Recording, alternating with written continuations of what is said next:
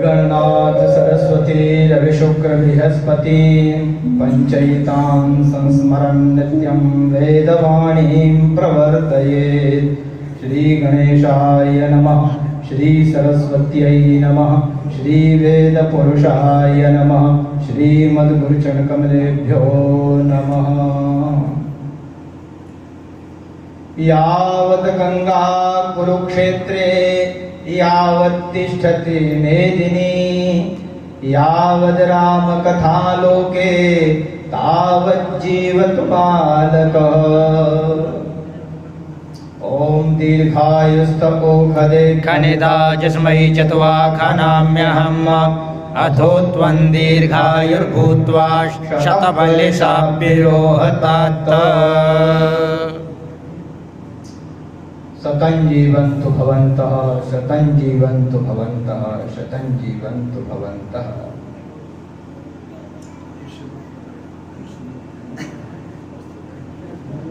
यदा वदनन्दा दाक्षायणा हिरण्यपुंसतानीकाय सुमनस्यमानाः तन्म आवदनामि शतसारदाया जुग्माञ्जरदश्चदासम्मा। दीर्घायुर्भव। हमारे परम लाडले जिनके प्राय गुरुदेव भगवान की आज्ञा से और श्री बांके बिहारी जी के सानिध्य में, यहाँ श्री मधुर बिहारी जी की सानिध्य में बालक के गर्भाधान से लेकर के शास्त्रीय विधा से युक्त पुंसवन, सीमंतोन्नयन और जातकर्म, नामकरण, अन्नप्राशन, ये सभी संस्कार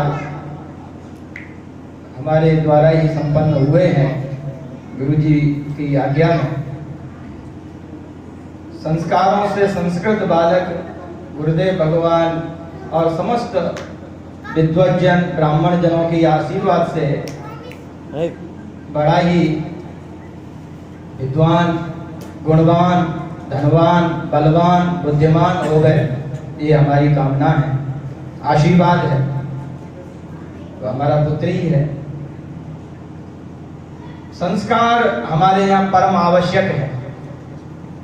संस्कारों के मुख्य 3 लक्ष्य शास्त्रों में बताए गए हैं।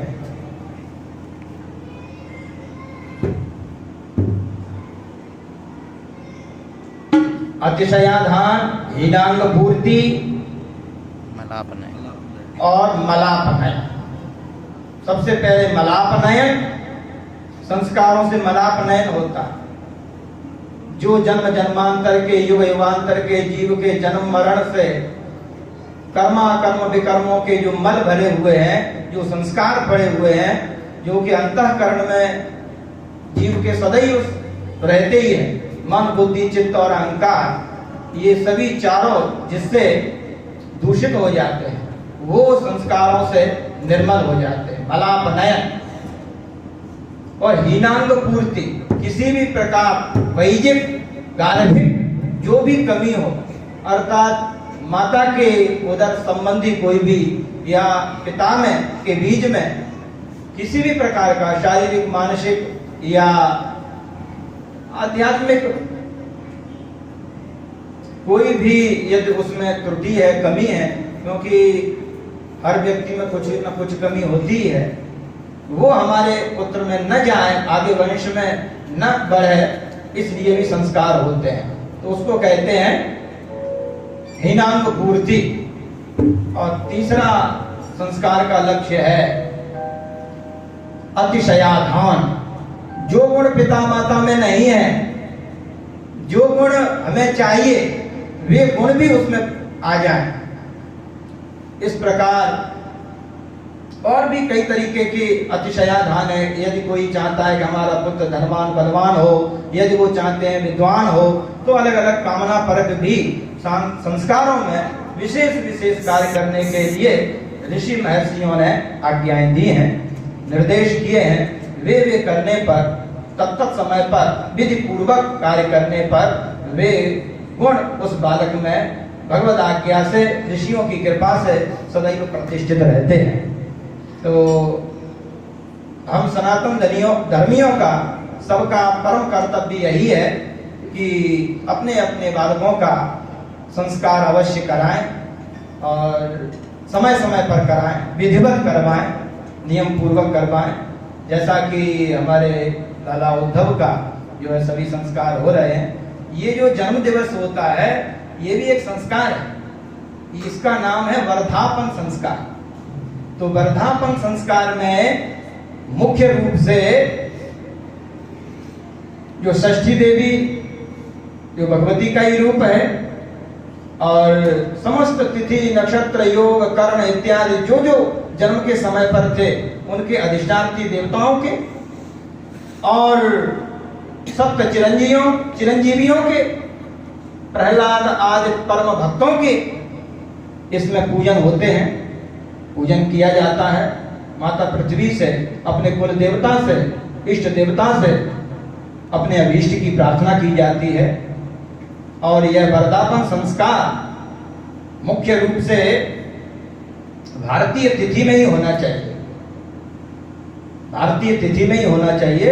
ये जो लोग जो तारीख से करते हैं ये नहीं है, ये हमारा नहीं है। तारीख तो आधुनिक है, ये तिथि न जाने कब से है, जब से ईश्वर है उसी दिन से काल है, समय है। अर्थात काल भी भगवत स्वरूप होने से अनंत है। तो संसार में आप कोई भी कार्य देखने में सब तिथियों के आधार पर ही चलते हैं। यहां तक पंचमहाभूत भी तिथियों को मानते हैं। आप देखें सूर्य, चंद्रमा अमावस्या को क्षीण हो जाता है। वेद भगवान कहते हैं चंद्रमा उत्सुज्जायते पुनः, चंद्रमा क्षीण हो जाता है, मतलब चंद्रमा की कलाएं क्षीण हो जाती हैं और फिर शुक्ल पक्ष के प्रतिपदा से वह फिर बढ़ता है। तो प्रतिपदा में एक प्रतिपदा नाम ही है इसीलिए है कि चंद्रमा की एक कला होने से वो एक तिथि है। द्वितीया को दो कला, तृतीया में तीन कला के आधार पर तृतीया। इसी प्रकार तिथियों के आधार पर ही चंद्रमा की कला बढ़ती है। चंद्रमा तिथि से चलते हैं, सूर्य भी इसी से चलते हैं। समुद्र को आप देखेंगे तो अमावस्या में समुद्र घट जाएगा और पूर्णिमा में समुद्र बढ़ेगा।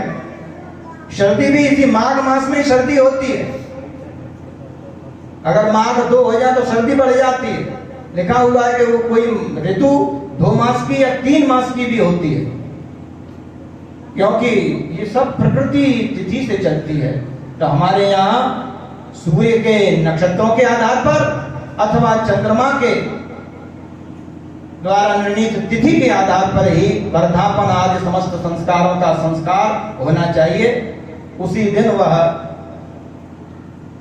मनाने चाहिए, ना कि अंग्रेजों के और कुधर्मियों के जो सिद्धांत को नहीं अपनाना है। लिखा है कि लोग दीपक जला करके बुझाते, जैसे इसका क्या दुष्परिणाम है। दीप निर्वापनात् पुंसः, पुरुष यदि दीपक बुझाए तो उसकी आयु नष्ट हो जाती है। कूष्मांडात् छेदना स्त्रियः, यदि कोई स्त्री कूष्मांड का छेदन करे, कुम्हेड़ा या जो है ये कोला कहते हैं या काशी पर, इसको कोई काटती है, कोई महिला है, कोई माता है, तो उनकी आयु का छेदन हो जाता है, आयु कम हो जाती है। तो इसलिए हमें अपने अपने संस्कार और बिल्कुल वैदिक विधि के अनुसार शास्त्रीय तिथि में विधिवत समय पर संपादित करना चाहिए, जैसा कि यहाँ कर रहे हैं। और गुरु जी की आज्ञा में हम सब लोग संस्कारों का और इत्यादि धर्म ग्रंथों का अध्ययन करते हैं। तो उनका अध्ययन करना तभी सार्थक है जब हम उनका पालन करें और समय समय पर अपने संस्कार